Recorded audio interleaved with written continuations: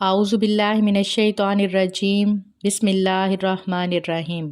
محترم ناظرین، السلام علیکم۔ موت کی سزا ایک تکلیف دہ عمل ہے، لیکن یہ ایک زندہ حقیقت ہے۔ یہ سزا کسی سنگین جرم کا ارتکاب کرنے والوں کو دی جاتی ہے۔ آپ نے اکثر فلموں یا ڈراموں یا حقیقت میں بھی ایسا دیکھا ہوگا کہ جب جج صاحبان کسی ملزم کو موت کی سزا سناتے ہیں اور موت کے پروانے پر فیصلہ لکھتے ہیں تو اپنے پین کی نب کو توڑ دیتے ہیں۔ پین کی نب کو توڑنے کے پیچھے کیا مصلحت ہے، آئیے اس پر بات کرتے ہیں۔ عدالتوں میں برطانوی راج سے یہ رواج شروع ہوا اور آج بھی جاری ہے۔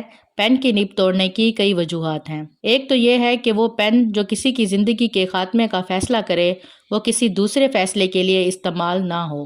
دوسری وجہ یہ بھی ہے کہ جب جج ایک بار کسی کو موت کی سزا سنا دے اور لکھ دے تو فوری طور پر کسی ری ایکشن کی صورت میں اپنے حکم پر نظر ثانی نہ کر سکے اور نہ ہی فوری طور پر اس فیصلے کو منسوخ کر سکے۔